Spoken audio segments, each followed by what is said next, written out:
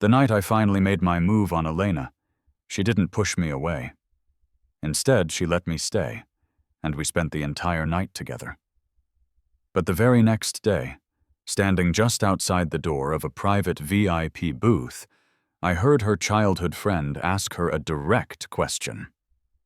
"Elle, did you really hook up with Mark?" Elena confirmed it without a second of hesitation. For a split second, I felt a rush of warmth, a shy sort of joy, thinking that maybe she was staking her claim on me, announcing to her inner circle that we were actually together. But then Elena's voice, sounding lazy and beautiful but brutally detached, delivered a follow-up that felt like a punch to the gut. "He threw himself at me," she said. "I'd be an idiot to turn down a free ride. Besides, just consider it practice. I don't want to screw things up when I'm finally with Liam." I felt the blood drain from my face. I wasn't the main character here. I was the understudy. I was just the guy Elena couldn't seem to get over, simply because I wasn't Liam. And I was standing right outside the door the whole time, inside that private booth, which was understated in its design but screamed old money. Someone else suddenly piped up. "Elle, did you really sleep with Mark, yeah? But wait, aren't you supposed to be with Liam?" The female voice that replied was husky and slow, sounding casual, yet incredibly persuasive. It was the kind of voice that grabbed your attention, but her words were icy. He delivered himself to my doorstep. Why waste it? Through the crack in the heavy mahogany door, I could see the woman's face through the swirling cigarette smoke. It was a face that demanded you look at it, with striking features that were bold and beautiful. There was a small beauty mark right under her eye that made her look particularly distinct amidst the gray smoke. "Besides," she continued, "think of it as gaining some experience so I don't hurt Liam." When Elena said that, my hand was all ready, resting on the mahogany door, ready to push it open. As it happened, I'm the Mark she was talking about. Hearing her say my name turned her cold tone into something that sounded almost soft and affectionate to the others. But I knew better. I heard footsteps falter behind me. There was the heavy thud of leather shoes stopping on the wooden floor. I turned my head slightly and saw Liam, the guy Elena had been talking about. He looked incredibly upright, the kind of guy who looks like a straight shooter. You couldn't help but stare at him. He was over 6 feet tall, dressed in a sharp, tailored suit. Inside and out, he looked like the dictionary definition of a successful man. He had heard Elena, too. He was trembling. Despite the thick suit jacket, he looked like he was freezing to death. His eyes turned red instantly, and his fists were clenched tight at his sides. But when he saw me look back at him, he reined in his emotions. When our eyes met, his expression was ice cold, let out a soft, dry chuckle, turned back, and pushed the door open. When Elena saw me walk in, the cold edge of her mouth softened immediately. "You're here?" She crushed her slim cigarette into the ashtray. Then she shot a sharp look at her friend, who was still puffing away. The friend, looking resigned, immediately stubbed out his cigarette and tossed it aside. That wasn't enough for her. After a light kick from Elena's high heel under the table, the friend, looking defeated and helpless, got up to open the window for ventilation. He didn't forget to tease her, though. In this world, other than Mr. Mark, who could make Elena willingly put out a cigarette? Just because you don't like the smell of smoke, none of us, her friends since childhood, are allowed to light up when you're around. I sat down next to Elena, feeling the heat rise in my face. I looked at her, acting shy but trying to hide it, and said in a low voice, "It's all your fault. You're ruining my image in front of your friends." Elena patted my head, looking indulgent and resigned. Okay, it's all my fault. Besides, your image in front of them is future husband. She hooked her red lips into a smile. But in my heart, your image is different. I blinked, waiting for the rest. You're the Miller family's most handsome, dashing, introverted, and thoughtful little prince. Coming from a face that was drop-dead gorgeous, even the cheesy lines sounded sweet. Another friend clicked his tongue nearby. Listen to that. Just listen. Who would believe that came from the ruthless CEO of the Miller Group? I lowered my head awkwardly, acting as if the tips of my ears were turning red. However, Sarah, another childhood friend who was closer to Liam and Elena, changed the subject. She saw Liam standing off to the side, biting his lip until it was white after hearing Elena's sweet talk to me. She pulled him over to sit beside her. With an impatient expression, she said, All right. Stop showing off in front of us. It's annoying. Everyone's here. Let's order. We're starving. She patted Liam on the back, offering a silent comfort. The private dishes were served, each one accompanied by a dedicated server explaining the backstory. It was mostly just talk about how rare the ingredients were. Except for me, everyone at the table had seen it all before. After a few sentences, the servers were waved away. Elena and her friends talked about stocks and discussed current investment trends. Her hands, which usually signed contracts worth tens or hundreds of millions, were currently overqualified, peeling shrimp for me. Across the table, Liam's eyes were fixed on Elena's pale, slender hands. His gaze was dim. When his eyes met mine, I raised an eyebrow slightly, a flash of provocation flickering in my eyes that no one else caught. When Elena tried to put the peeled shrimp in my bowl, I whispered for her to feed me by hand.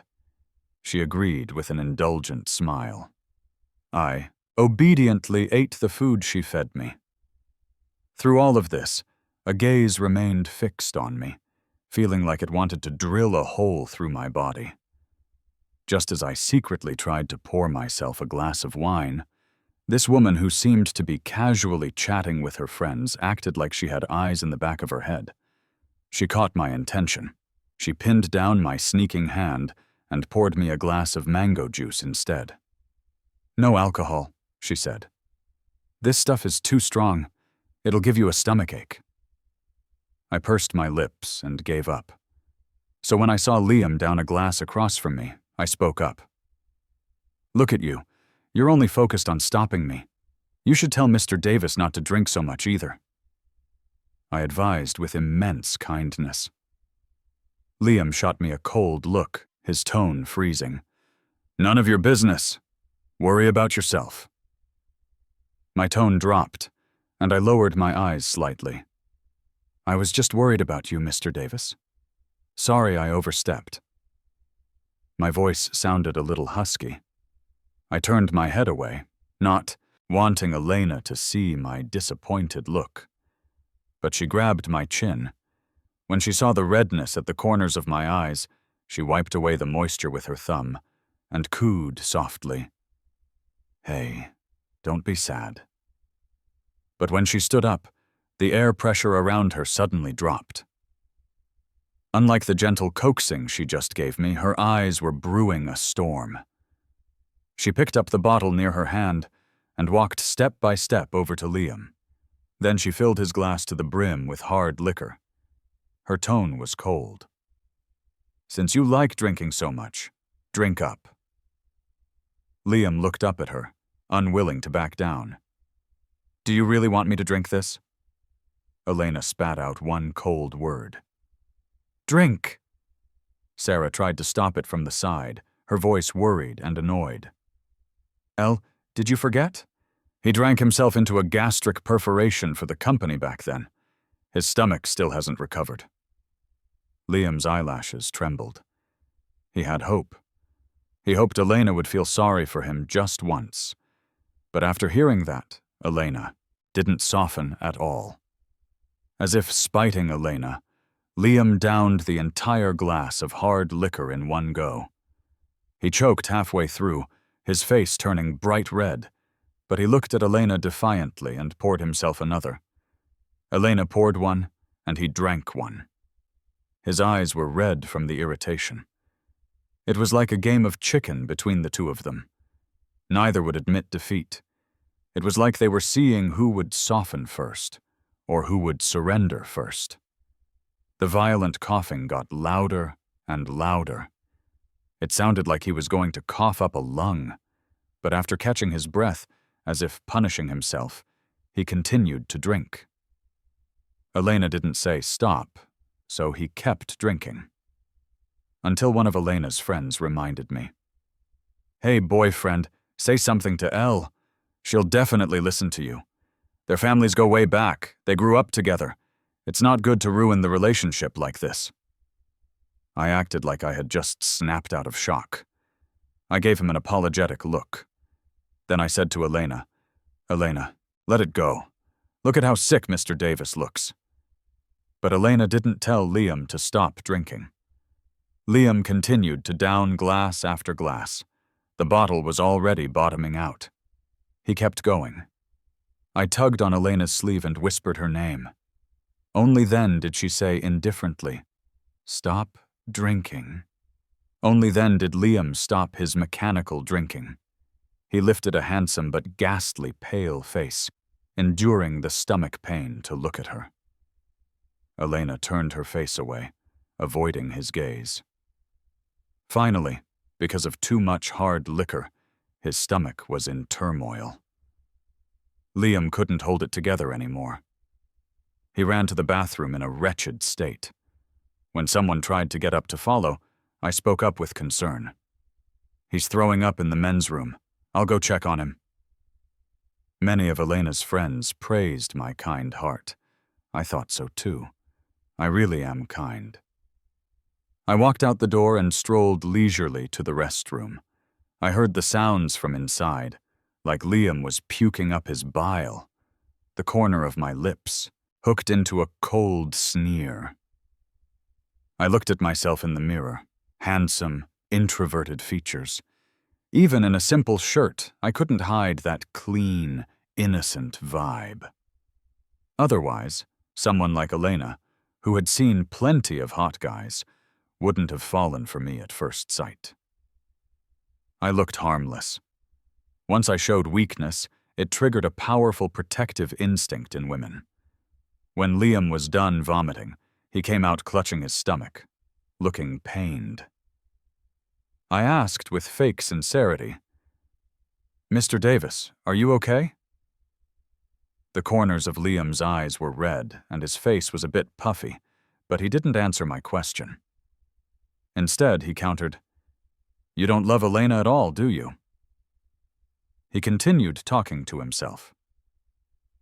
"You heard what they said. You heard that Elena slept with me, but you weren't angry or jealous at all.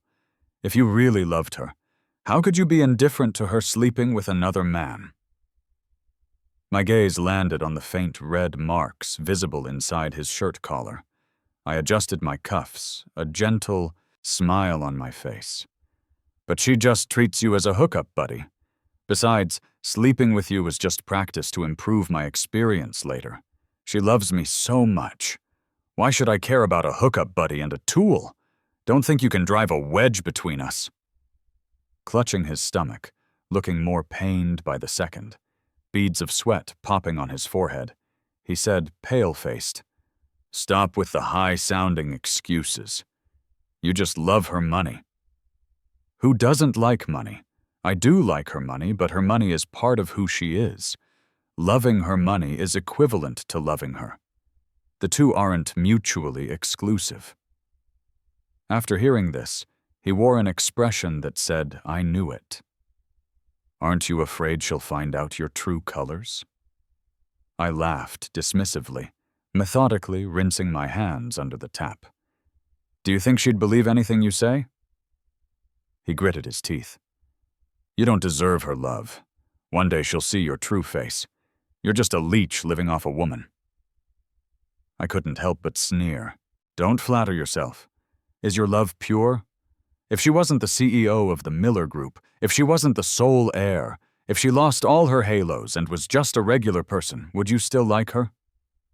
He couldn't get a word out to refute me. He couldn't even firmly say yes. Shaking the water off my hands over the sound of the hand dryer, I said, "So how is your love any different from mine?" Later, I heard he was sent to the hospital that night. Supposedly, the doctor told him to rest in the hospital for a week, but he only stayed for a day before coming back, because he had something more important to do than recover. However, I also had something very important to do. I love Elena. So for her, even though I'm not good at cooking, I tried cooking for the first time and made her a love bento. Just for her. It took a lot of effort before I barely made something I was satisfied with. At noon, I specifically asked Elena to lunch. Carrying the bento I made for her, I went up to the top floor of the company. I took the CEO's exclusive elevator. Elena authorized it. As soon as I stepped out of the elevator, I saw Liam carrying a thermos container coming out of the employee elevator. As a subordinate, I politely greeted him. "Manager Davis." But Liam ignored me. I shrugged helplessly. His face still had a sickly pallor. He knocked on the CEO's office door. We entered one after the other. Elena was working. When she saw Liam, there wasn't a ripple of emotion in her eyes. But when she saw me, the corners of her mouth curved softly. "You're here. Sit down first." That sentence was for me. However, seeing the pallor on Liam's face, her tone softened slightly. "Why didn't you recover fully before coming back to work?" "You're a picky eater. You're used to my cooking. I was afraid you wouldn't be used to the food from the company chef." I suddenly understood. So the thing more important than his health was cooking for Elena. But I looked at the meal I made for Elena for the first time. What should I do now? But before I could worry, Elena made the choice first. "Fine, put it down and go eat." A bitter smile involuntarily appeared on his face. "Remember to eat it." His body hadn't recovered yet. Every now and then, he clutched his stomach, a look of pain crossing his face. It really must have been hard for him, dragging a sick body out of the hospital in a rush just to make a meal. After Liam left, I said, "You can't get used to the company chef's food, so Manager Davis makes you a bento every day. Manager Davis really cares about you. CEO Miller, I really envy you. Manager Davis's cooking must be better than mine." Elena clearly heard the jealousy in my tone. She wiped her hands clean with a wet wipe. Hearing my jealousy, her eyes smiled. "Jealous?" I turned my head to the side, my tone a bit stiff. "No way." She didn't choose to open the meal Liam made. Instead, she opened the thermos box I brought. When she saw the food inside, she visibly paused. Because even the green vegetables had been stir-fried until they were pitch black. It looked completely unappetizing. For a rich heiress who grew up eating food made by Michelin star chefs, she had never eaten anything that lacked color, smell, and taste like this. Even Liam's skills were acquired by pestering Elena's favorite chef for over a year. A manager of a listed company, a rich heir himself. Yet after work, for the girl he liked, he dove into the kitchen, facing sharp knives and greasy fumes. And the chef's scolding. Nothing could stop his desire to cook for the woman he loved. But Elena picked up the food I made for her without changing her expression. Liam's food was set aside.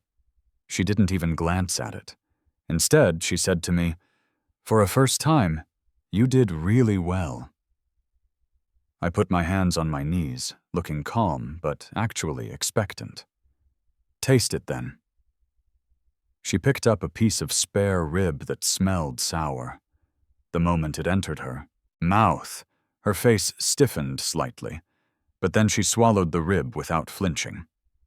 Then she picked up the water on the table and took a sip. She said, "Tastes pretty good." I pointed to the steamed fish I made. "Try this." She picked up a piece of fish with her chopsticks. The next second, I saw her swallow it quickly. She closed her eyes briefly. Another big gulp of water. She evaluated. "Very delicious." I showed a rare smile. "This is my first time cooking. I haven't even eaten it myself. I just wanted you to be the first person to taste my cooking." I picked up chopsticks, eager to try. "I'll taste it too." But she stopped me. "Didn't we agree you made this for me? So this is all mine?" I hesitated. "Then what do I eat?" She pointed to Liam's meal abandoned in the corner. "You eat what Liam made. His cooking is decent. As for yours, since you said it's for me only, I can eat it." She pulled all the food I made in front of her, not giving me a single bite. I had no choice but to begrudgingly eat the food Liam made. Honestly, it tasted really good.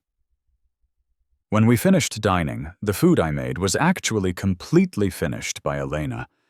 I was pleasantly surprised. "You ate it all?" "Because my boyfriend made it, so I liked it very much." Elena's eyes were doting. I felt secretly thrilled, and her praise gave me huge motivation. So I decided, then from now on, I'll bring you a love bento every day for work. She opened her mouth, wanting to say something. I gently held her hand. "Cooking for the person I like makes me so happy. You're not allowed to say anything about it being too hard for me. Cooking for you makes me feel blessed, not tired at all." Elena had to swallow her words. However, I suddenly remembered. Since when did Elena have a habit of drinking water while eating? And it was almost a mouthful of food, then a big gulp of water. That's not a very good habit. Why didn't I recall her having this habit when we ate together before? Liam is my direct superior. So, after lunch, I knocked on Liam's office door. He answered from inside, allowing me to enter. Seeing me come in, he was expressionless. I placed the thermos box on Liam's desk. "Thanks for the hospitality, Manager Davis. I didn't expect your cooking to be this good. No wonder you rushed out of the hospital before you were even cured. If I were in your shoes, having tasted your cooking, I'd be thinking about it every day too." He heard the implication in my words. He frowned. "What do you mean?" "I mean, were you just that impatient to win CEO Miller's favor? Cooking while sick. Did you want to move her? Make her pity you? Ha!" I showed a mocking expression. He said, "You're overthinking it. I just care about her health." "I think you should worry about your own health first. Also, compared to your cooking, she obviously prefers what I made her. You have no idea the bento you made was shoved to the side. She didn't even look at it, but mine. She ate every bite.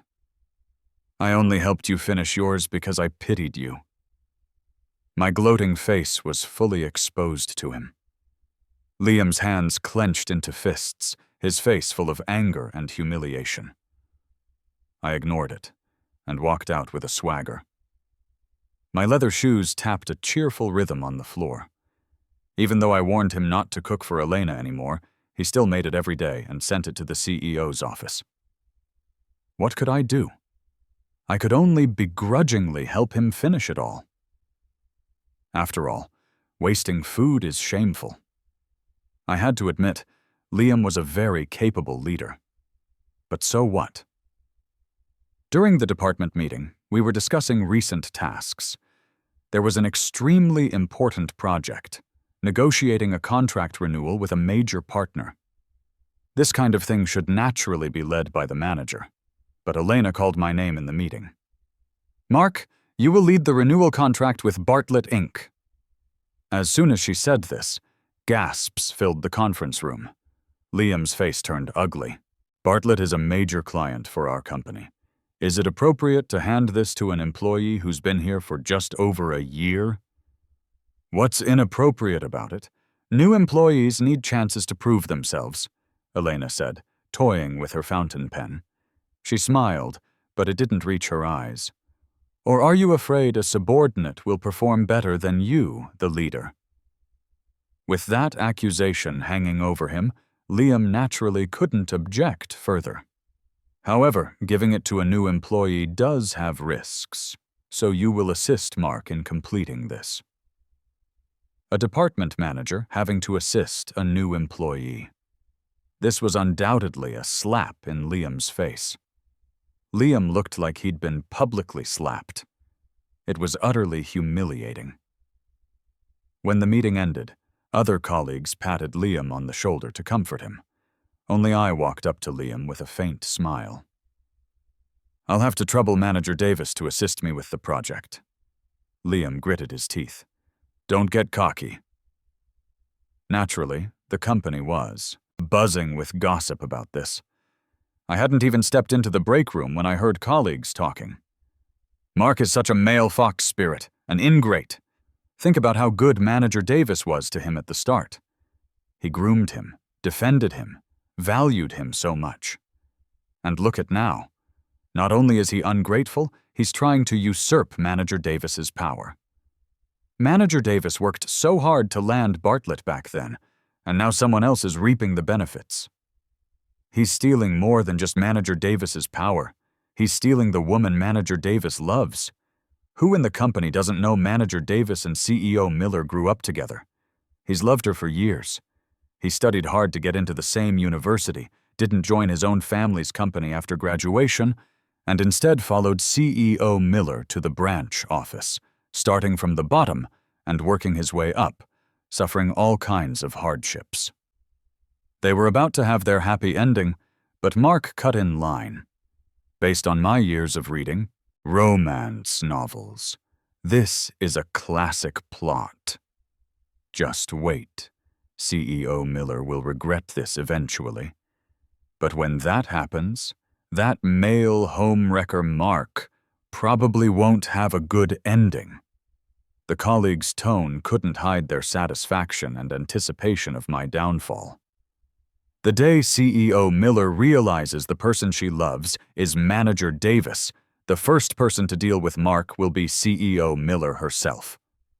I listened, curling my lips into a cold smile. Then I pushed the door open.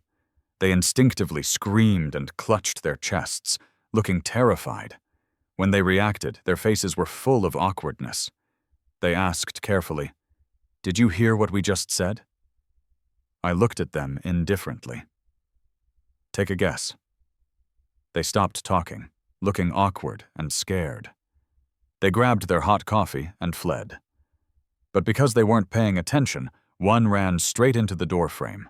The person behind her, carrying scalding hot coffee, bumped into her waist, spilling the coffee all over both of them.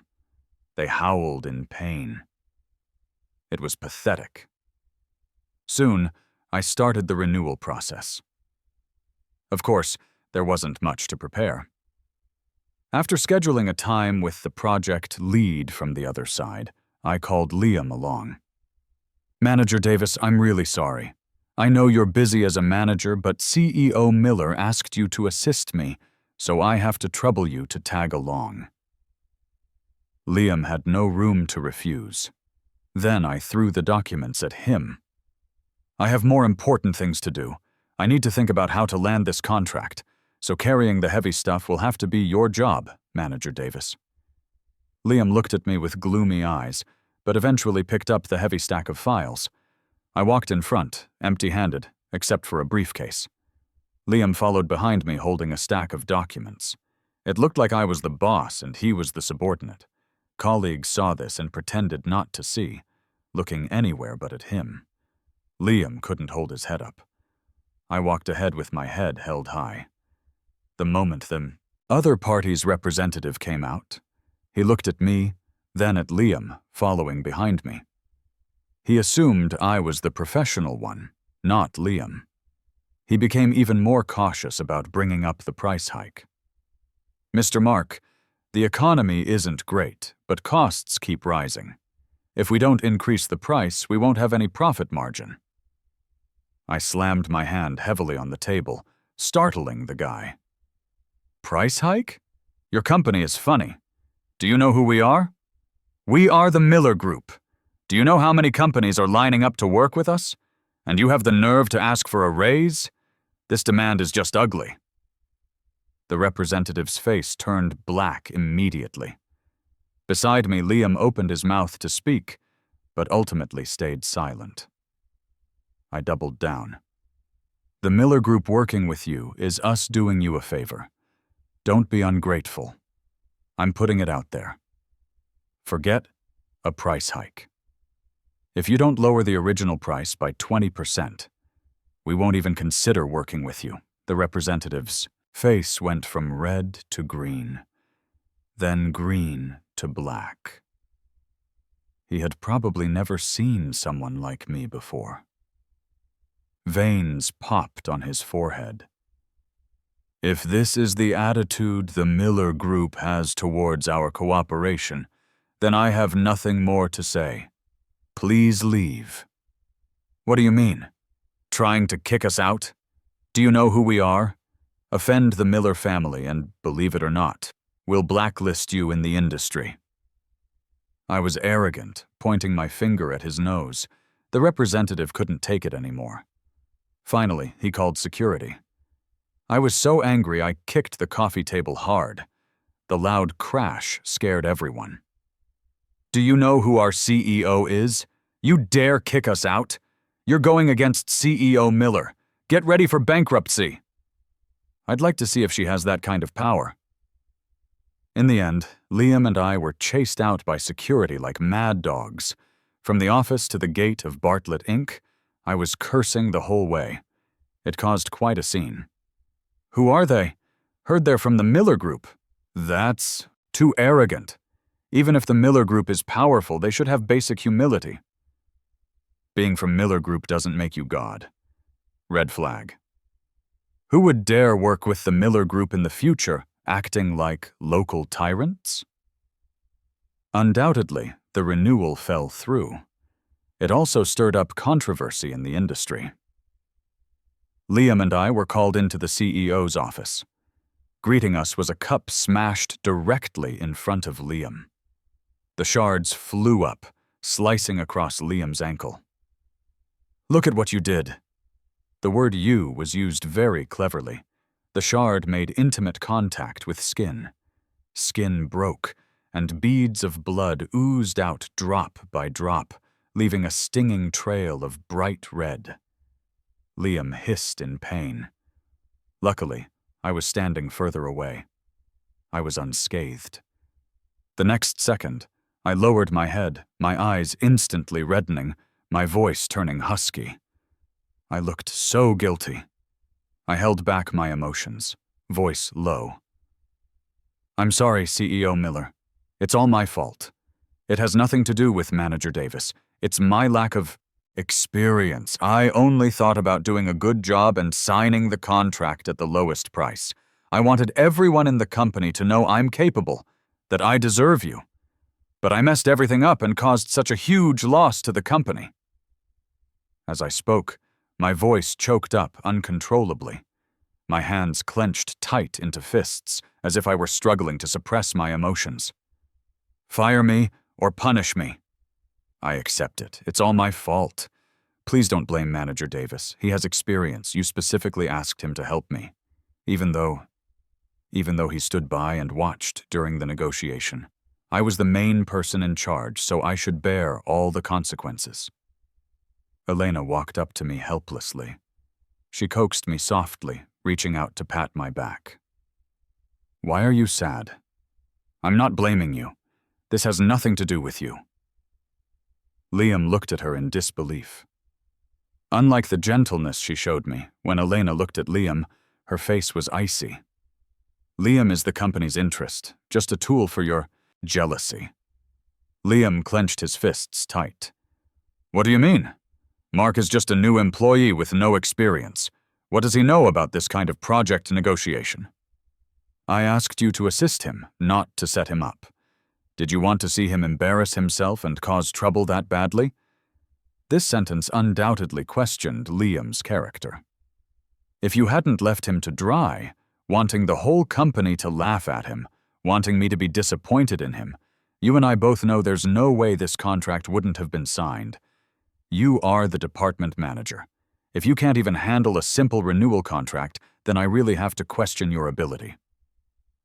Liam bit his lip until it was white. You didn't see his attitude during the negotiation. Arrogant, rude. He only dared to act like that because he's your boyfriend. Elena, is the Mark you like really as innocent and fragile as he acts in front of you? Standing behind Elena, eyes slightly red, I whispered, Manager Davis, I've never handled such a big project. I have no experience. If I did something wrong, you were right there beside me. Why didn't you say a word or remind me? That one sentence made Liam freeze. I muttered to myself. Otherwise, I wouldn't have thought that suppressing them with aggression was the way to avoid getting ripped off. Elena patted my shoulder. Mark is right. Why didn't you remind him when you were right there? Dare you say you didn't have ulterior motives? She said with disgust. Just don't bring your personal agenda into work. Liam looked like he was about to collapse, practically wanting to bury himself in the floor from the humiliation. Tears were swirling in his eyes, but he stubbornly refused to let them fall. But his eyes were red. Yet Elena showed no softness. Instead, she said with disappointment, How did you become like this? I thought you were someone who kept public and private matters separate. No matter how much you dislike Mark, you shouldn't have sabotaged him like this. Liam stared at Elena with red, swollen eyes. You say I sabotaged him? Didn't you? How is Mark supposed to survive in this company now?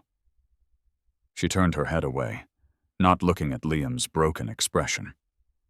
Since you messed it up, you fixed the Bartlett contract. Apologize, make amends, whatever. If you don't fix it, don't bother coming back. Liam's voice was hoarse, enduring the pain. Have you thought about how my colleagues will see me if you punish me by making me go back to Bartlett to re-sign? Will they think I was sabotaging it from the shadows since the contract failed? How can I stand tall in this company? Didn't you bring this on yourself? Elena replied ruthlessly. If you don't accept it, you can leave the company. You'll regret this later. Liam gave me one last hateful look, covered his face, and ran out. Elena's double standards were crystal clear. If the contract had succeeded, Elena would have thought it was all my credit since I was the project lead. But since it failed, Elena only felt it was Liam's responsibility. He was the experienced senior, and I was just a subordinate with no experience. What did the failure have to do with me? I thought Liam would have some backbone. Elena humiliated him like that and pushed all the responsibility onto him. After suffering so much injustice, since she told him not to come back, he shouldn't have come back. But he chose to grovel and beg the partner for forgiveness. At first, knowing it was a Miller Group employee, they wouldn't let Liam in. He couldn't even see the person in charge. In the end, he stood at the company gate for 3 days. In the sweltering summer heat, from 6 a.m. to 9 p.m., he finally caught the manager. Unfortunately, he was met with ridicule. The Miller Group? A small company like ours can't climb that high. You should look elsewhere. Liam was resilient. He waited for a chance outside the company every day in the heat that distorted the air in Rouen. The end? He got heat stroke. An ambulance took him to the hospital. When his family found out, they were heartbroken and angry, because the Davis family company also worked with Bartlett. In the end, they chose to give profits to Bartlett, on the condition that they re-signed with Miller Group. Working with Miller Group wasn't a loss for Bartlett. Plus the concessions from the Davis family, double the benefit, Bartlett naturally accepted happily. Liam's parents tried earnestly to persuade their son to come back and help with the family business. Unfortunately, Liam refused. After all, the person he loved was at Miller Group. Whether in front of outsiders or in private, Elena never slighted me because of my ordinary background. Instead, she would solemnly introduce me to all her friends. Everyone knew she was madly in love with me. I came from an ordinary family, and she was a wealthy heir. Me and her? It looked like the classic trope, the superior one bowing down for love. This time, a friend of hers who lived abroad came back. Naturally, there was a welcome party. When introducing me to that friend, Elena put her arm around my waist possessively. "My boyfriend, your future brother-in-law." That friend, Jason, who initially had a slacker vibe, immediately straightened up. "Hello, big bro. I'm Jason. Elle is so lucky. You look like a movie star." He then glanced with pity at Liam, who was looking down, hiding his emotions. "I thought you and Liam would end up together. After all, since you were kids, he loved following you around the most. And every time we played games, he favored you. You could tell since childhood he liked you the best." Someone nudged him with an elbow to remind him. He realized his mistake and rubbed the back of his head. "Look at me. Bro, childhood crushes don't count. It's like playing house. I'm spouting nonsense. I'll punish myself with a drink." I raised my glass to return the toast, but Elena pried my fingers open one by one and took the glass from my hand. She downed it in one go. "Your brother-in-law can't drink. I'll drink for him." Tisk, tisk, tisk. I never thought I'd see the day Elle acted like this. Cold to guys since she was little, collecting love letters since elementary school until her hands were full, but she never liked a single one. Others had their puppy love in high school and college, but she never dated once. I almost thought she didn't like guys. Turns out it wasn't that she didn't like them, just that the right one hadn't appeared. After he said that, out of the corner of my eye, I saw Liam. His face was bitter, and Elena's friend Sarah was silently patting his shoulder to comfort him. Amidst the drinking and toasting, I merely rubbed my arm, and Elena noticed my discomfort immediately. She told someone to turn up the AC temperature and had someone bring a jacket to drape over me. Later, after dinner, they were still chatting enthusiastically. Elena chatted with them, on and off. I felt a bit bloated from sitting. I whispered to Elena, "I'm going out for a bit to walk off the food."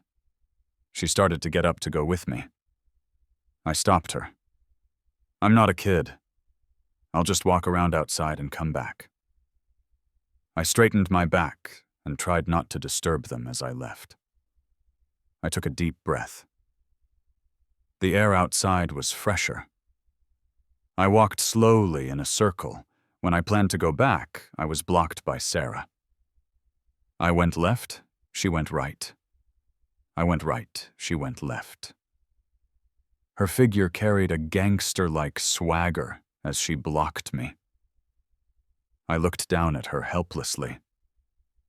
"What do you want?" These rich heirs were all good-looking.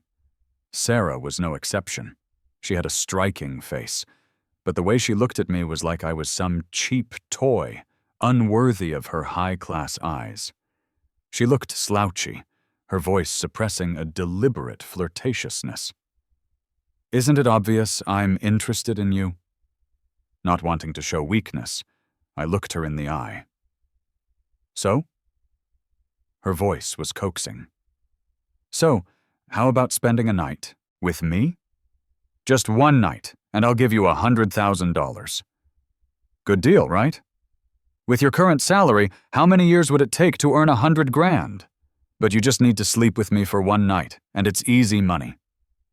Her tone carried a triumphant certainty, certain that a man like me with no family background would compromise for this windfall. And it was true. For an ordinary person like me, relying on a monthly salary of a few thousand, saving $100,000 would take years of not eating or drinking. Sleep with her once, get $100,000 overnight. I knew my position clearly. I wasn't a good person. Making $100,000 in one night was such a bargain.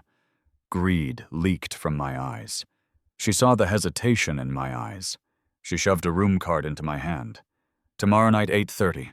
I'll be waiting in the hotel room. No need to answer now. You have a day to think about it." I asked eagerly, "And the money?" My voice cracked with excitement.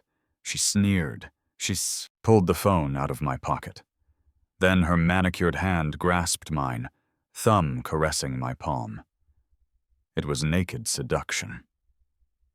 She looked satisfied as a blush crept up to my ears. Then she chuckled softly. She took my hand and pressed my finger to the screen. Added my contact info. 50,000 transfer received. A satisfied smile appeared on my face. But I still hesitated. Dropping a, "I'll think about it," I left, my footsteps a bit unsteady and excited. What I didn't know was, after I left, from a corner no one noticed, Liam walked out of the shadows. His face held worry and hesitation, but hidden beneath was joy. "Tomorrow night, do you really plan to—" Sarah patted him on the head intimately. "What are you thinking? If he loves money this much, as long as the money is doubled, presumably the person doesn't have to be me. Even a female thug would do." Liam still hesitated. Sarah comforted him. "Don't pity this kind of person. Someone from his background only loves money. He doesn't truly love Elena. We're just helping Elena see his true colors." Liam's slightly furrowed brows slowly relaxed. Usually at work, my workload was pretty heavy. But today, it was exceptionally light. I was idle enough to zone out. As soon as 6 o'clock hit, I couldn't wait to clock out. I ate dinner outside, changed into a clean, crisp white shirt and slim-fit dress pants. The person in the mirror had eyes that looked misty. Combined with a tall, thin frame, I looked clean and triggered a desire to protect. At 8 sharp, I set off. When I arrived at the hotel, I checked my phone and went upstairs. Found the room number on the card. But I rang the doorbell. I didn't swipe the card to enter. The person who opened the door was Sarah. When she saw me all dressed up, a subtle, mocking smile appeared on her face, like everything was under her control. "You came." I lowered my head and stammered. "I wanted to tell you." She stepped back. A woman with dyed yellow hair walked out from behind her. The blonde looked me up and down. Inch by inch, her eyes landed on my collarbone, exposed by 2 unbuttoned buttons. Like a venomous snake flicking its tongue. She wiped her mouth. "I really just need to sleep with him, and Miss Sarah gives me $5,000? I looked up in panic. "Sarah, what is this?" "It means I changed my mind. But 500,000, how about you sleep with this sister for a night? Sleeping is sleeping, right? Don't act like a prude when you're already a whore. Besides, it's 500,000. You probably haven't seen that much money in your life." Sarah leaned against the door, arms crossed, looking relaxed. "I won't do it." I retreated quickly while keeping an eye on my surroundings. "I came here to tell you clearly that I'm not the kind of man who does anything for money. I have my limits. I just feel bad for Elena. She treats you like a sister, and you betray her like this." I spoke righteously. Sarah smiled, but it gave off a dangerous vibe. "Refusing isn't up to you anymore." She signaled the blonde, but the next second I flashed a cunning smile and raised an eyebrow at her. Then instantly I put on a performance, red eyes, broken voice. Elena! Trying to trick me? How could Elena be here? Just be a good boy and sleep with Blondie. But if you want to see Elena, you can see her tomorrow when she catches you in bed with another woman. Sarah's tone was nasty. But just as the blonde was about to touch me, a woman with a face cold as ice grabbed the blonde's hand. The blonde let out a blood-curdling scream. Sarah's smile froze. She stood rooted to the spot. When I told you about this, I believed she was your friend and wouldn't be that kind of person, that she just wanted to test me for your sake. But I didn't expect she would actually do this. I know I come from a regular background, but why does she have to insult me with money? I can't believe what would have happened if I hadn't told you about this. Sarah's mask of composure shattered completely. Don't listen to him. He's just a gold digger. He was clearly tempted. He took my money. Elena's eyes brewed a monstrous rage, but the angrier she got, the calmer she became. You mean this 50,000? Sarah realized then that maybe from start to finish, she had been played. Elena stepped closer to Sarah. Sarah swallowed hard. Elle, our friendship for so many years. But the next second, a slap landed on her face. You dare bring up friendship? Elena looked like a demon from hell. Sarah looked tall, but she was actually useless in a fight. She had no power to resist. Her face swelled up until you couldn't see her usual striking looks. It was ugly. Soon, blood spilled from the corner of Sarah's mouth. The hallway echoed with Sarah's pig-like squeals. Her screams filled the empty space. Just when it felt like Elena was about to lose control, the door to the room next to Sarah's opened. Liam ran out. Seeing the scene, his face was full of shock. Just as Elena went to hit Sarah again, he blocked Sarah. The bloodlust in Elena's eyes hadn't faded. Her voice was hoarse. Move! Liam shook his head frantically. I won't!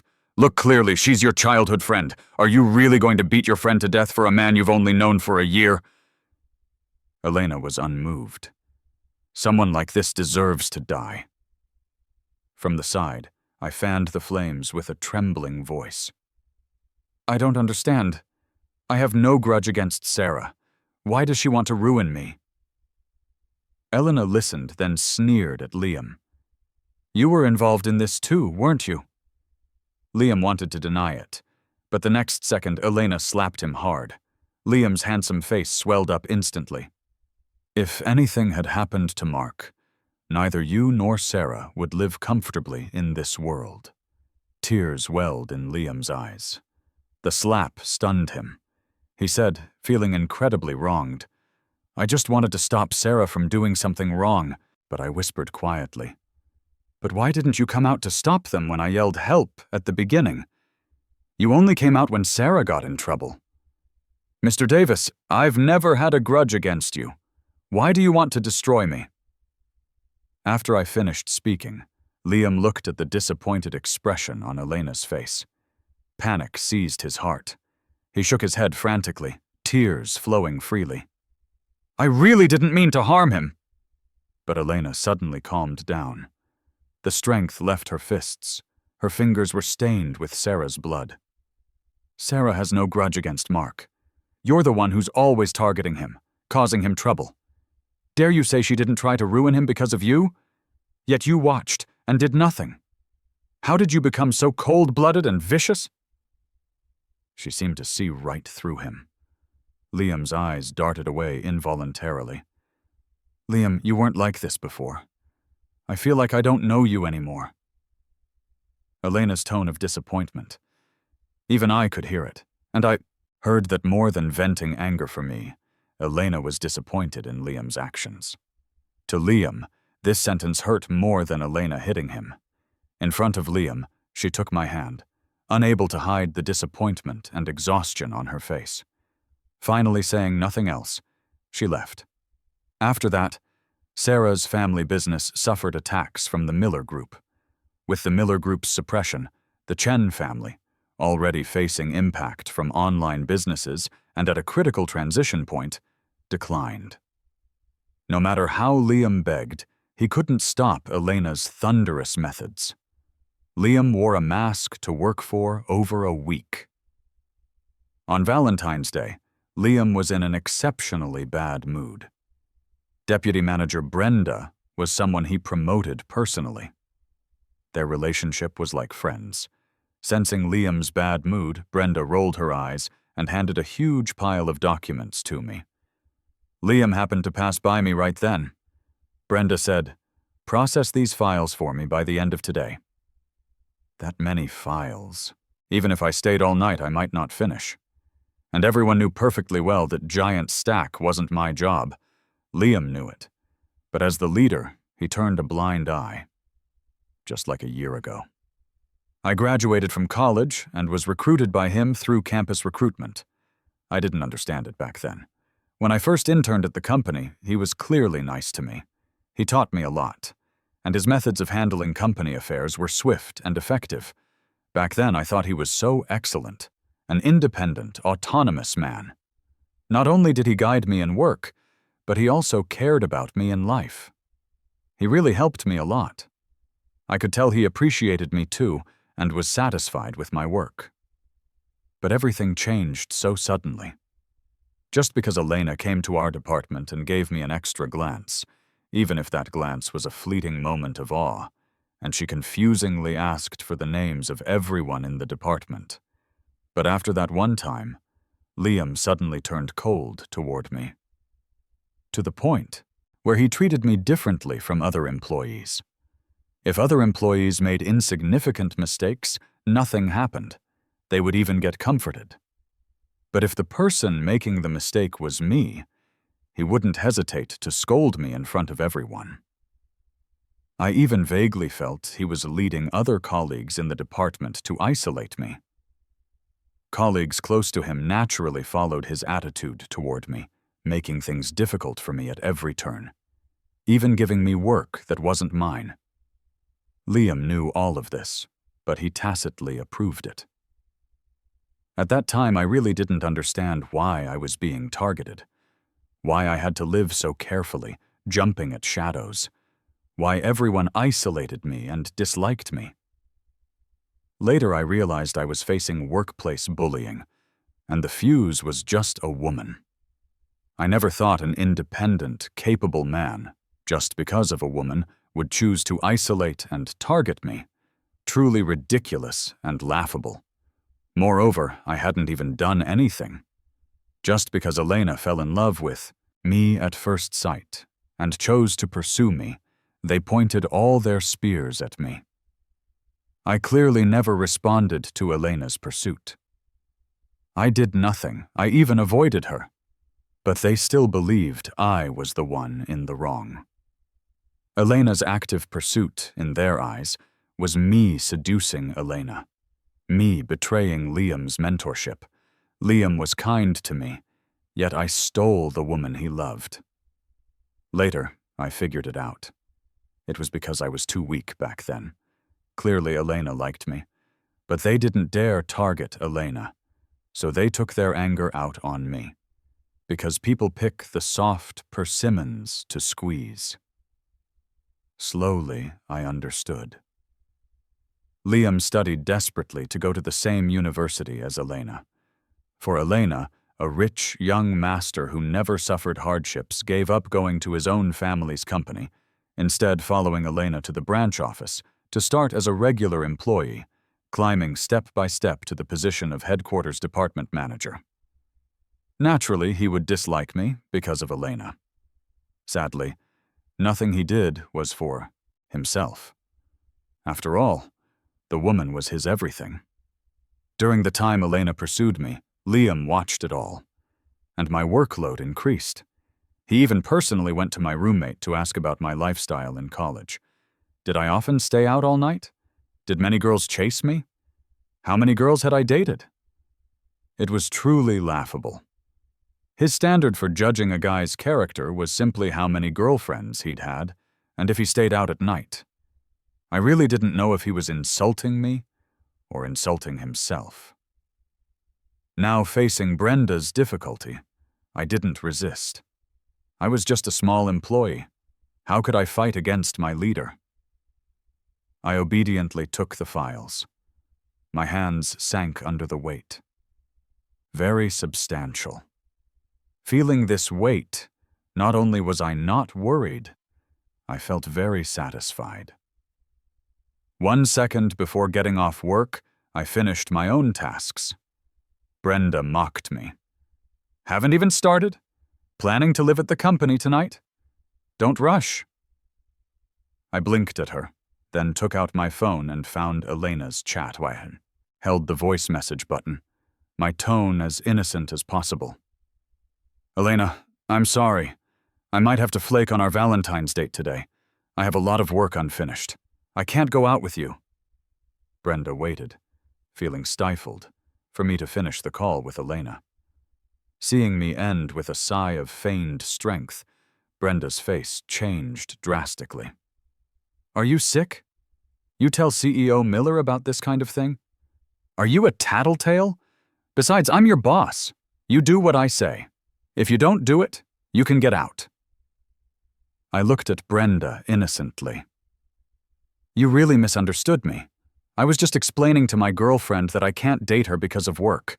But if I caused a misunderstanding, I apologize. I'm sorry. My attitude was very sincere. Then I kindly reminded her.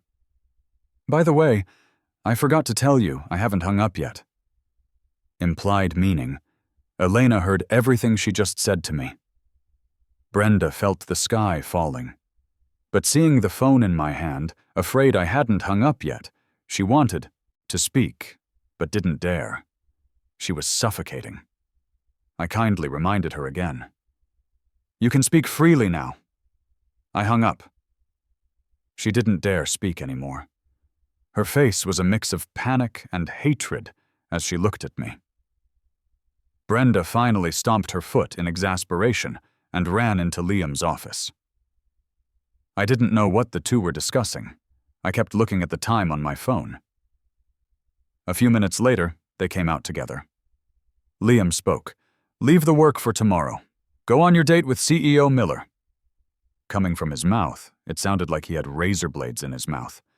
Every word was like his tongue rolling over a blade. I didn't agree, remaining in my seat. Better not. Work is more important. I straightened my collar, feigning strength. I can distinguish between public and private matters. Just then, footsteps came from behind. I pretended not to hear. Besides, these files must be important, otherwise Manager Brenda wouldn't say I have to finish them before tomorrow morning. Right. Manager Davis? You were there too. Liam opened his mouth, but when he saw the person behind me, his eyelashes trembled. I didn't know. What position is busier than me, the CEO? Elena's low, magnetic voice came from behind me. I stood up in surprise. Why are you here? Her beautiful face looked helpless. My boyfriend has to work overtime. How am I supposed to spend Valentine's Day alone? She put her hand on my shoulder, gently pressing me back into my seat. One hand on the desk, her tall figure enveloped me. Here, let me see what work it is. I'll process it with you. I rubbed my nose. There are quite a few files. Actually, if it were just a few, I could finish and go on the date with you. Elena lazily flipped through the files. The more she looked, the colder the air around her became. Brenda shrank behind Liam, but Elena said nothing. She just found a chair and moved it next to me. I'll work on them with you. Snap. The pen in Liam's hand broke. He spoke with difficulty. These files can be processed tomorrow. Elena tapped her fingers on the desk rhythmically, but it felt like she was hammering on someone's heart. She refused without turning her head. No need. Didn't you say the files were important and needed to be processed ASAP? Didn't you tacitly agree they needed to be submitted tomorrow morning? Liam forced out a smile. You guys go on your date. Leave the files to me. I rolled my eyes and said with difficulty, "That's not good, is it?" But Elena tapped me lightly on the head. "Your leader is sympathizing with his subordinate. It shows he doesn't abuse power for private reasons. How can you refuse his kindness?" She emphasized, "Abuse power for private reasons." It almost made Liam lose his composure. His eyes were red. Elena took my hand, interlocking her fingers with mine. "Then I'll trouble you, Manager Davis. Put the processed files on my desk before work tomorrow morning." Brenda couldn't hold back. "That many files. Finishing them would take all night, wouldn't it?" Her voice was loud. Elena heard it, but she pretended not to. She smiled and asked, "What did you say just now?" "I didn't hear clearly." Brenda stammered. Liam pulled her lightly and said, "Nothing. I will definitely put the finished files on your desk tomorrow morning."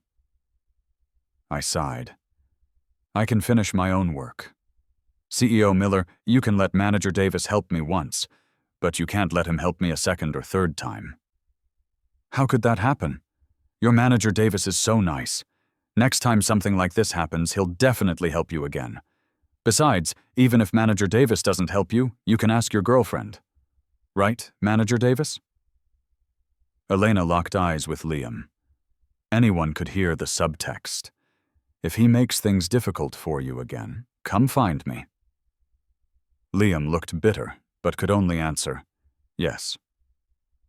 When Elena led me to the door, Brenda let out a breath, and even had the mood to comfort Liam.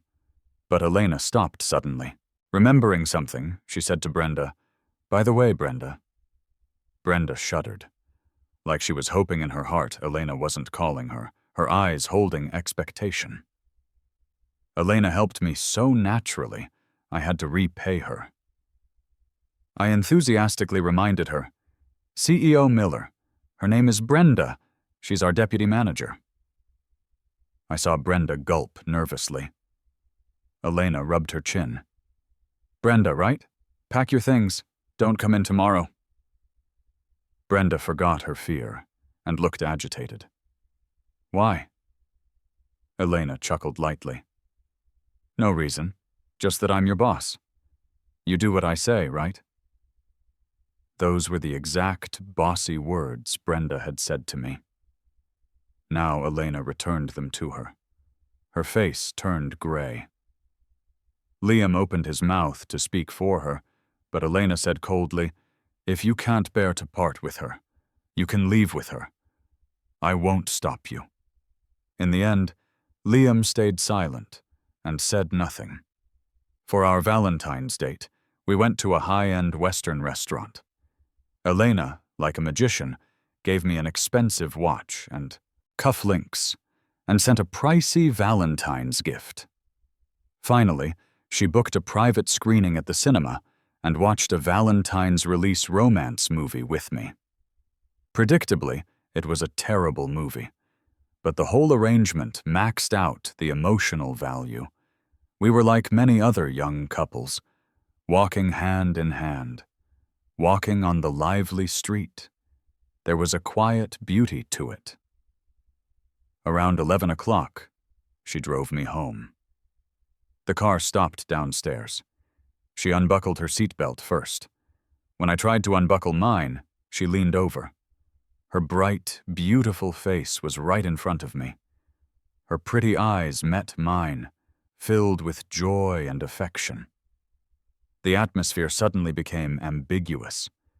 Just as her lips slowly were about to reach mine, I blinked nervously.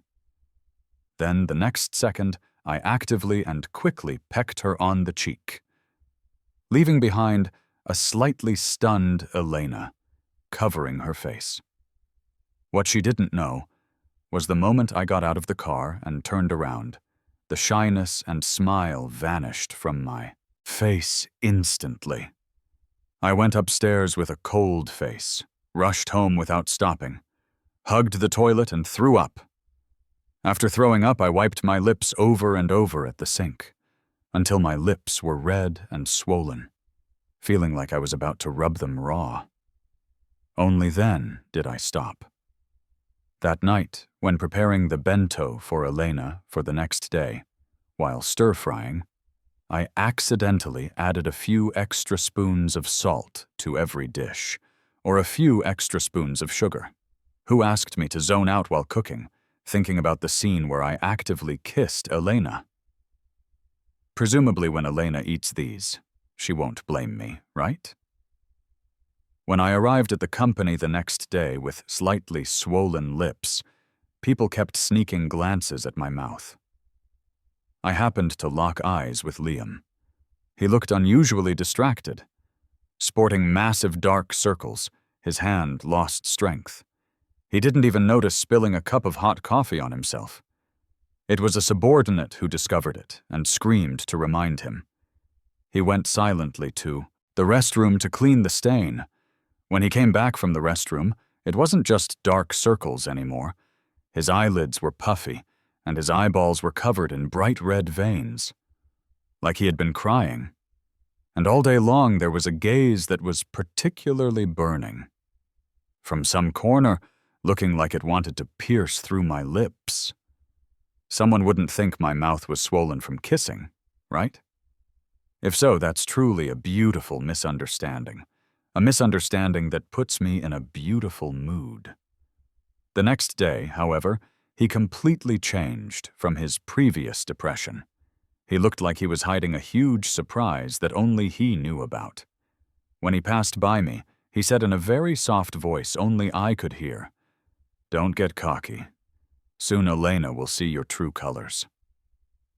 I said calmly, "Oh, I'm waiting." I didn't know why I felt uneasy all day, like something bad was about to happen. My intuition was always accurate. Clocking out and walking out the company gate, I saw 3 figures that made my blood run cold instantly.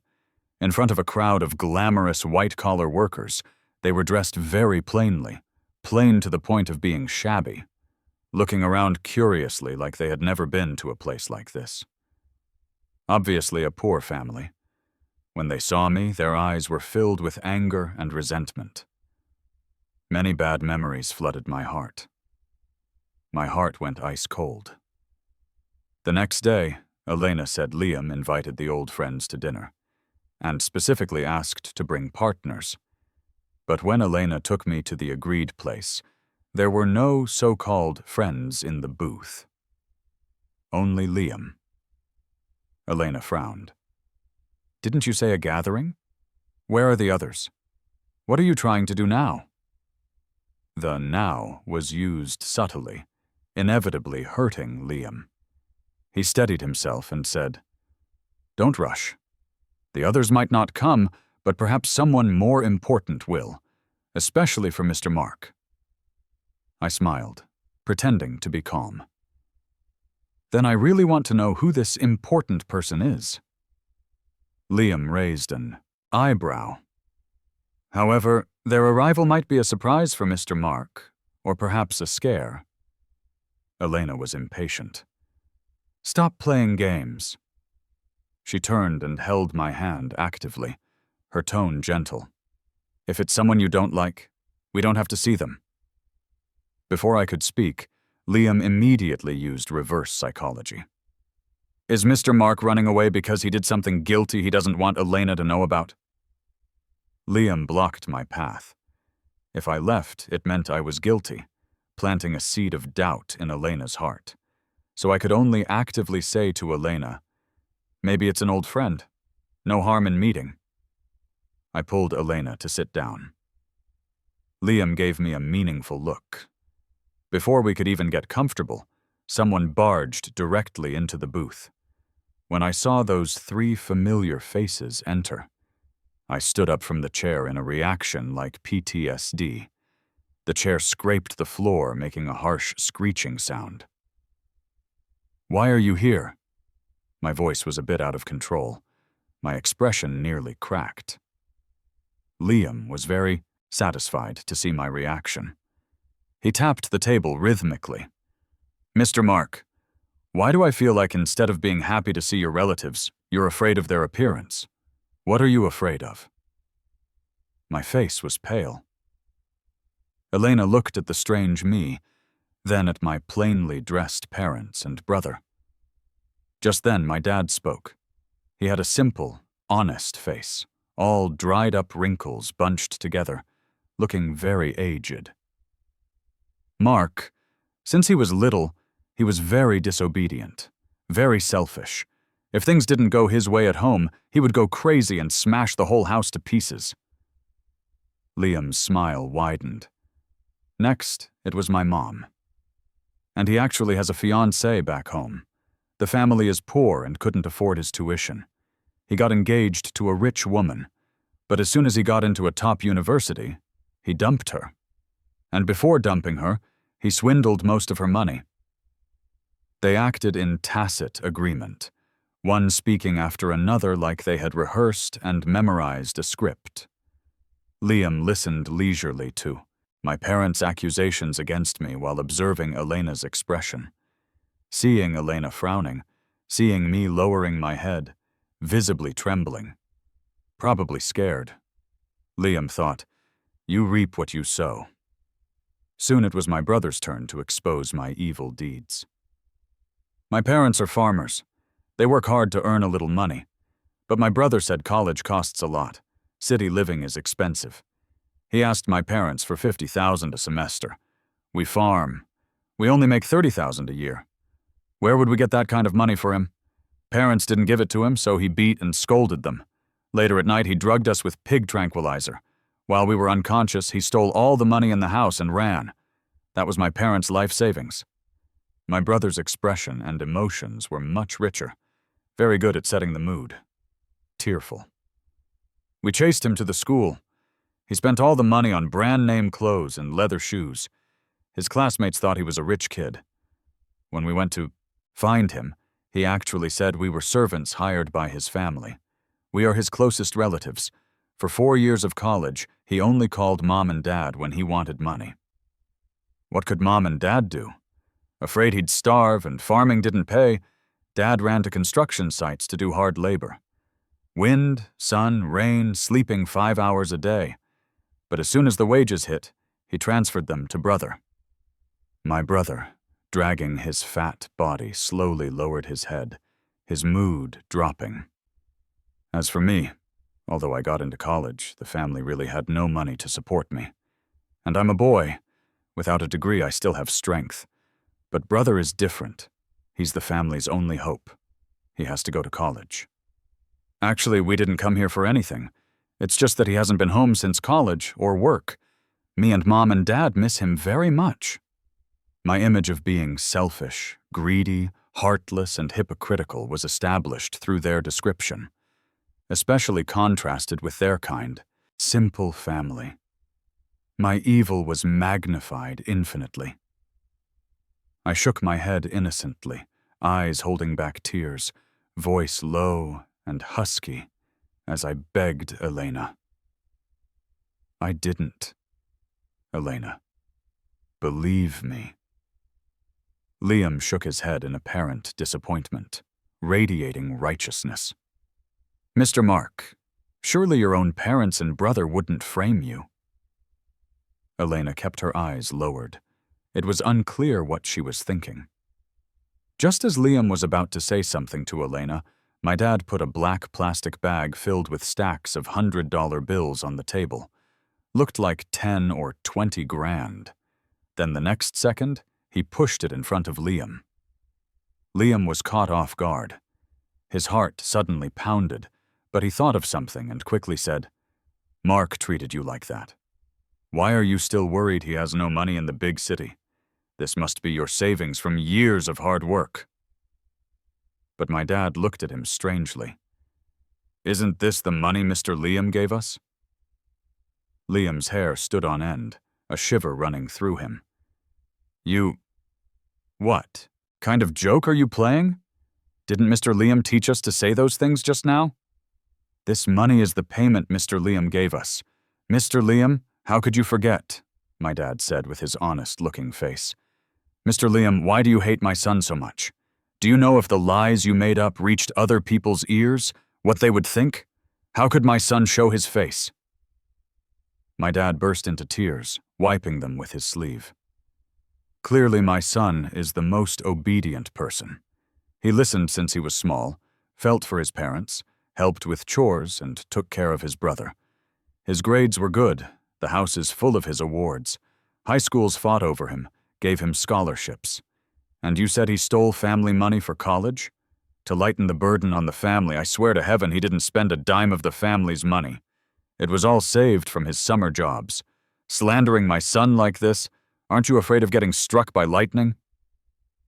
Liam looked in disbelief at my parents, who seemed to have swapped masks for kind, loving ones. He didn't know why the people who were accusing their son just 2 days ago, wishing to tear him apart, had changed. Liam collapsed completely. "Why are you doing this? I only asked you to tell the truth. You told me Mark was selfish and hypocritical, that he stole your money before college." But my parents and brother insisted. "Obviously, Mr. Liam told us to say that. Besides, if you didn't want to bribe us to slander my son, why did you give us money for no reason?" Bitten back by my parents. Most importantly, the witnesses and evidence were all there. Liam was so angry he almost vomited blood. Only then did Liam see me with my head down. My face wasn't scared. Instead, the corners of my mouth carried a smile. He seemed to understand something. It's you! Snakes and rats nesting together, secretly plotting against me, isn't it?" Tears swirled in my eyes, looking wronged and enduring. "Manager Davis, why are you gaslighting me? You caused me trouble again and again. The Sarah thing last time, framing me this time. You target me at the company, and I kept enduring it. Where did I offend you? I apologize to you, okay? Please let me go." I lowered my victim stance very low, even bowing to beg him humbly. Then I chose an angle specifically to let him see the triumph on my face. Liam was provoked until his eyes were red. He pointed at me. "Elena, look! He's acting again." But when Elena looked over, she could only see my wronged profile.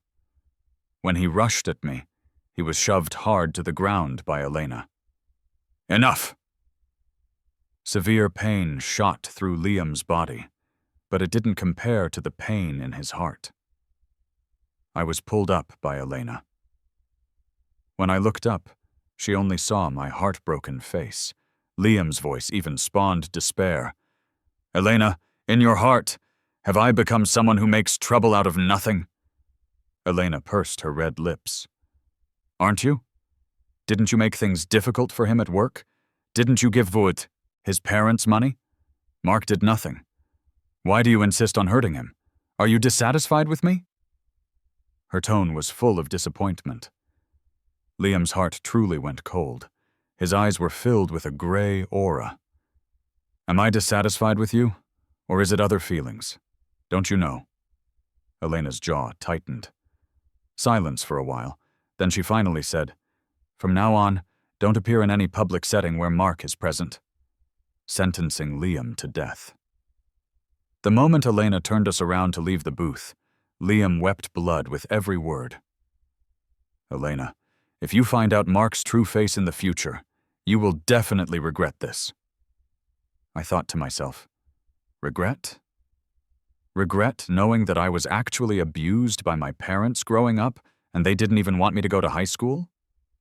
Or regret that right after I graduated high school and got into a top university, they didn't want me to go, instead using that as leverage to sell me to an old rich woman for a high price? And the so-called stealing, family money, was actually me taking back the money I worked multiple jobs continuously through the summer to earn, which they had snatched away. Maybe Liam didn't necessarily want to frame me. The slanderous words from my parents weren't taught by Liam. They told Liam those things themselves. The problem was, he didn't want to explore the truth at all. He only wanted to hear what he wanted to hear. So he took it for granted that I was the selfish, hypocritical person my parents described. finding people who hated me to testify. It's like someone accusing me of stealing and finding my nemesis as a witness. The nemesis naturally wouldn't scream, "He didn't steal." Instead, they'd say, "I testify I saw him steal. This person has always been evil, a born bad seed." Liam only felt he was innocent, a messenger of justice. Actually, he almost succeeded. But the flaw was he ignored my parents' greed. Knowing where I was, naturally their first thought was to find me ASAP and suck my blood. Unfortunately, I knew Liam's intentions in advance. Compared to Liam's 10 or 20 grand, versus having a Miller Group heir as a daughter-in-law later, they naturally wanted a rich daughter-in-law more, so they could suck more blood later. My parents came to this city for the first time. Elena specifically put aside her work and took them to play with me for 2 days. I didn't refuse. These people needed to see the world and taste some sweetness to better implement the next plan. Of course, it also let them understand better just how rich Elena was. They were incredibly solicitous to me. In front of Elena, we were the picture of a harmonious family. Kind father, filial son, friendly brothers. Before sending them off, Elena bought them many expensive gifts, making their eyes disappear in smiles. Before they left, I specifically sent Elena away. My mom opened her mouth to say something. I spoke first. "Do you have money?" The group was dumbfounded, looking at each other as if saying, "Shouldn't we be the ones saying that? You guys are too greedy. For my sake, you refused that Mr. Liam's 15 grand. Shouldn't you compensate us 15 grand? And before you went to college, you plotted for our money, plus the 10 grand from the blind date rich lady. You stole it all. We haven't asked for it back yet."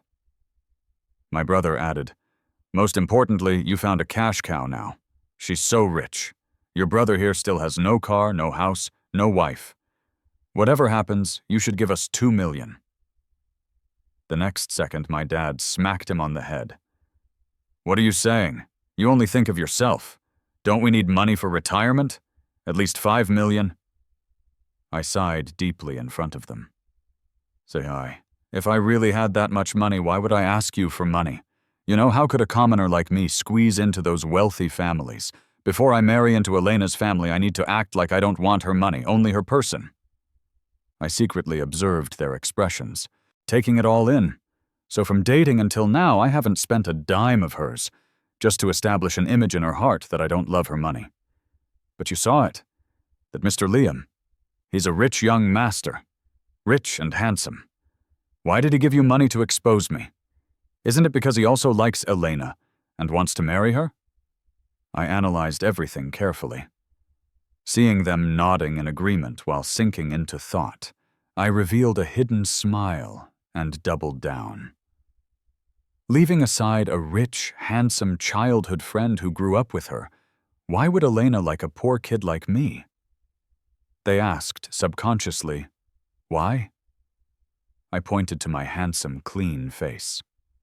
Of course it's because I look good and know how to dress. They looked at my face and realized. They understood women. Who doesn't love a handsome face? I frowned slightly. But being handsome requires a price. My salary at Miller Group is enough for me to live worry-free. But why haven't I saved a penny now? It's all spent on this face and buying decent clothes. Being handsome enough to be pleasing to the eye costs money. If I wore cheap street clothes costing a few bucks every day, would someone with billions in assets look at me? The three shook their heads like rattle drums. My dad's brow was like a mountain range full of gullies. He finally compromised. Then we won't ask for your money for now. I shook my head. You saw it too. Now Liam is targeting me more and more. I have to spend all my energy to keep Elena's eyes on me. My expenses are getting bigger and bigger. My credit cards are maxed out. Otherwise I wouldn't ask you for money. Look, can you give me some? I said nonchalantly. Anyway, you've already invested 15 grand in me. Even if you go to Liam now, he won't give you a cent. Better to be ruthless and invest a bit more. I coaxed them step by step. After all, that's the Miller family with billions in assets. If I marry into her family, then get her pregnant, especially with a son, the Miller family assets will be my son's later, which is equivalent to mine. Let alone 15 grand. Even 15 million would be no problem. You are the closest grandparents and uncle of the Miller family heir. Those coaxing words drilled into their brains, stimulating their greedy nerves. I reminded them with seemingly good intentions. It's best to give it in front of your future daughter-in-law to show you value me. When she marries me later, she will show the greatest sincerity to get you to agree to let me marry her. I emphasized greatest sincerity. They were indeed tempted. Greed shone in their eyes. The few of them huddled together, muttering and discussing for a while. Finally, in front of Elena, I happily accepted the bank card with 10 grand they gave me. Inside I sneered. Idiots. Dowry? Keep dreaming. Cash cow? Wait for the next life. Just as my relationship with Elena was heating up day by day, one afternoon after work, Liam stopped me, said he had something to talk about. When other colleagues had left, he came out of his office. He stood by the window, not speaking for a long time, just looking agitated. So he subconsciously pulled a pack of cigarettes and a lighter from his pocket. When I first met him, he didn't smoke. But after Elena pursued me, he started, and he smoked more and more heavily. Walking near him, you could smell the lingering scent of tobacco. The diamond-encrusted lighter lit the cigarette at his fingertips. He was about to put the cigarette to his mouth, but suddenly thought of something. He moved the cigarette away from his mouth in frustration, not smoking, but watching the ember slowly burn down. After a long time, I thought he would say something major, but it was just those same old wheels-turning words about declaring sovereignty and never giving up on Elena. My ears were calloused from hearing it. Too lazy to argue with him, I turned to leave for the bathroom to splash some water on my face and calm down. But gradually, I actually smelled a wisp of smoke, and in the bathroom stall, smoke actually began to fill the air. Just then the fire alarm rang. Alarm bells rang in my heart. I covered my nose and mouth with my clothes. Once out of the bathroom, the whole building was filled with smoke, and there were flickering flames. My heart sank. The fire was growing. I calmed down, trying to find the direction of the escape stairs, but as time passed, even though I covered my nose and mouth, oxygen depleted, carbon monoxide increased. My brain gradually became sluggish. I even stumbled and fell to the floor. When I tried to get up, I couldn't exert any strength.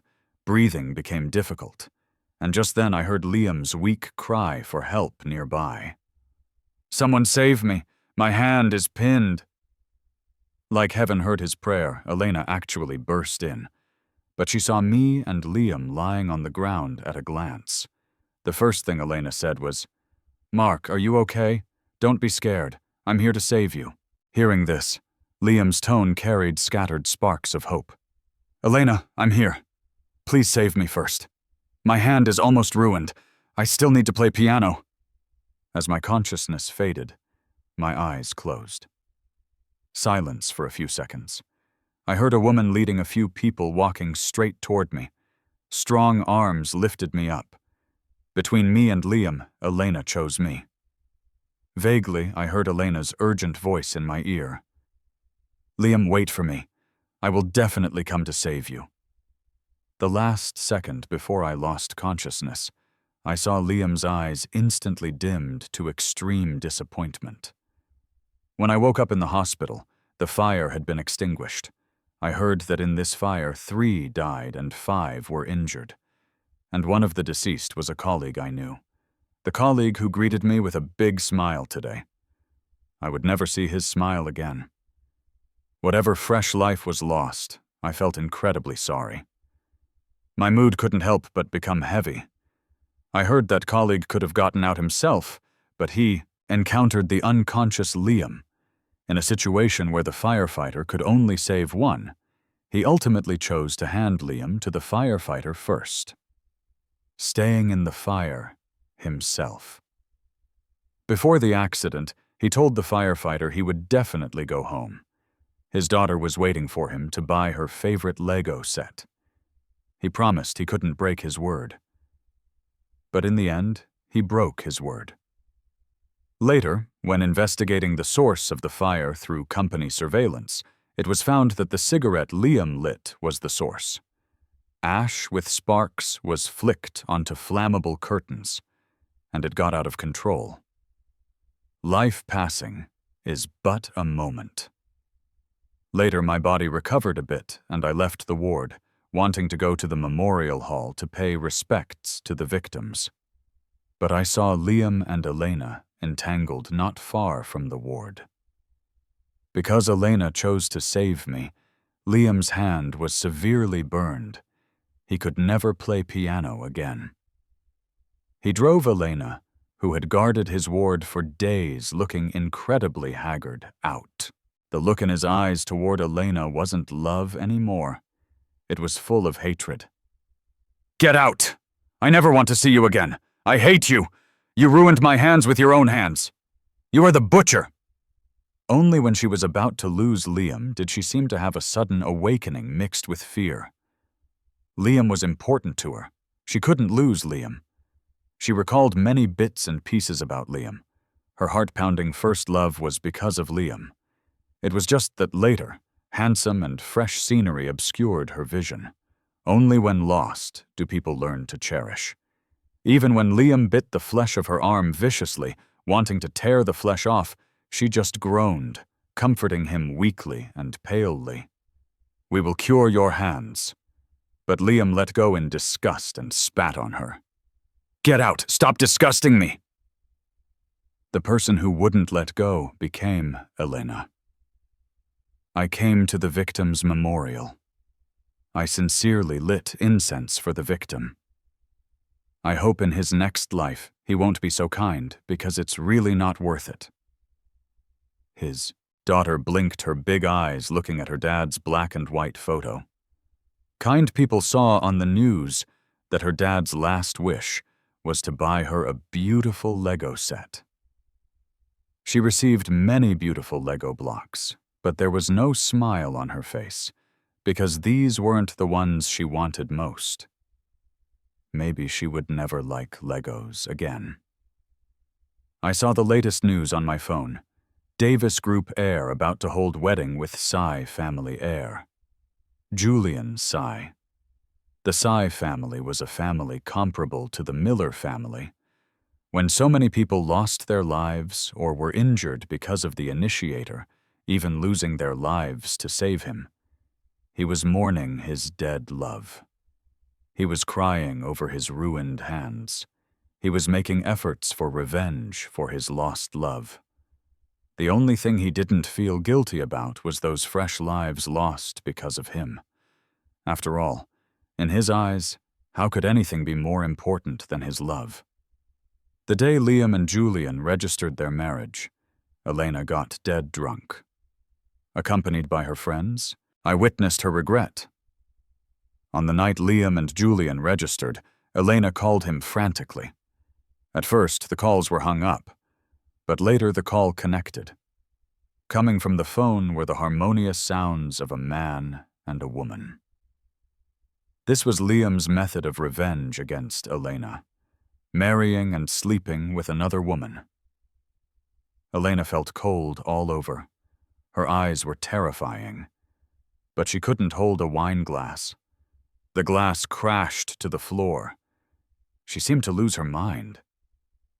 Picking up the glass shards, then gripping them hard, as if punishing herself. Glass shards embedded in her flesh, bright red blood dripping onto the snow-white carpet. It looked painful, but Elena couldn't feel a thing. I silently retreated a few steps. Later, while the Sy and Miller families were at each other's throats, while Elena was busy trying to win Liam back and dealing with the Sy family, I received an acceptance letter from an Ivy League university abroad. I went abroad quietly and registered at the school. What a joke! If I didn't leave now, when would I? When Elena reacted while being ruthless to herself, she would also comfortably push more responsibility onto me, as if she was innocent, just deceived by me.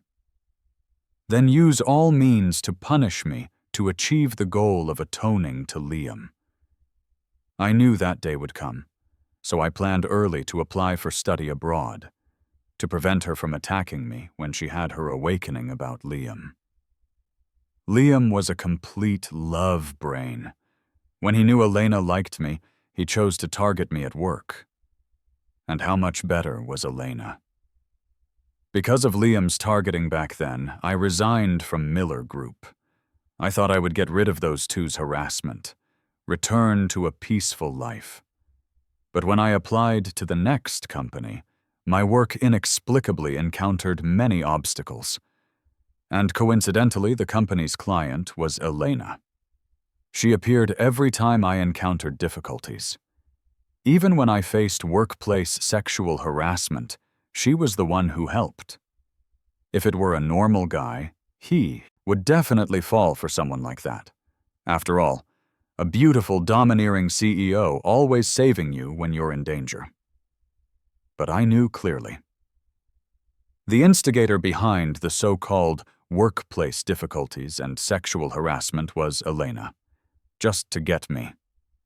I knew I couldn't resist her hunting, so I pretended to be with her, while provoking Liam. After all, because Elena liked me, he chose to lead the department colleagues to isolate me and make things difficult for me at work. I tried every way to get revenge on Elena. Adding salt and sugar to the food was a small revenge. Ruining the contract with the partner, too. If I could see Elena's company suffer hundreds of millions in losses because of it, I would be too happy. Unfortunately, that love-brained Liam ruined my plan. Later, I didn't find a better way to get revenge, but soon the opportunity came. Elena got my number from somewhere. From the other side of the ocean, her voice was dark and gritted teeth. Mark was lying to me. Fun? I giggled. Fun? Really too fun. For me, you hit Liam for the first time. For me, you made Liam, who has stomach issues, drink a whole bottle of hard liquor. Poor Liam went to the hospital that night. My voice couldn't hide the schadenfreude. But he was discharged the next day because he said you were used to his cooking. Too bad the meal he dragged his sick body to make for you, you gave to me. By the way, was my cooking good? I made it specially for you. Every dish had at least 5 spoons of salt and 5 spoons of sugar. Spent a lot of time on the toilet, didn't you? I heard the sound of porcelain smashing on the other end. But the angrier she was. Panting with rage on the other end, I heard teeth grinding. Mark, you snake-hearted man, watch out, or you'll fall into my hands. Oh, I'm so scared. I continued to provoke. She threatened grimly, I can't hurt you, but have you forgotten? You still have relatives in the country. Your dad, mom, brother. Do you not care about them? I was just about to speak, but a perfect plan suddenly formed in my brain. 2 birds with 1 stone. I pretended to panic. What do you want to do to my parents and brother? I tell you, if you dare hurt them, I won't let you off. Elena was very pleased, thinking she caught my weak point. If you don't meet me at the designated place within 3 days, then whether your parents and brother are missing an arm or a leg, I can't be sure. I wanted to perform a bit more, but she hung up. She must be triumphant now, thinking she controlled the situation and could drag me before Liam to atone severely. Soon the agreed time arrived. I actively called Elena. I begged humbly. "I beg you, don't hurt them." She said eerily, "But the time is up. Tell me, should I chop off a hand or a foot?" With one command, I heard familiar blood-curdling screams. She gave me a final ultimatum. "Give you another half hour. If you don't appear, they'll be missing more than just a hand." I begged urgently. "Wait for me! I'm coming!" As if to warn me, she sent me a photo of a bloody severed hand. I called the police immediately and sent the photo to them. The address was so detailed. Really thanks to her. After reporting to the police, I contacted major domestic media reporters. Leaked the big scoop. After doing all this, I was a bit tired. Slept for a few hours. Leisurely picked up my phone. Saw the most sensational news in the country today. Miller Group heir, Ms. Miller, arrested for kidnapping and malicious injury. Various photos were uploaded. Elena earned herself silver bracelets, handcuffs, looking like a stray dog as she was escorted to the police car. And 3 familiar faces were pixelated, carried on stretchers, covered in blood and flesh. Because of the vicious incident caused by the Miller Group heir, Miller Group stocks plummeted. This gave Julian a chance. With lightning speed, he frantically acquired Miller stocks, becoming the final winner behind the incident, eating this big pie. But I had no regrets. As for Liam, Elena was sentenced. Instead, it awakened Liam's sympathy. All resentment vanished. He visited the prison diligently. If I met Liam and Elena, my nightmare would be Elena's insane revenge forcing me into a dead end, breaking my limbs or even death. But I am a cactus covered in thorns. Whoever dares to hurt me will be met with thorns all over their body. Why should I pay for their love?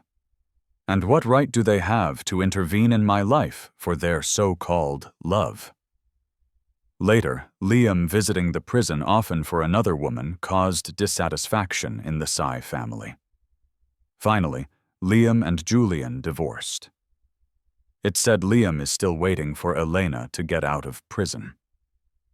It's just that Elena had multiple crimes punished together and was sentenced to many years. I can only say I wish them happiness and that they stay locked together forever.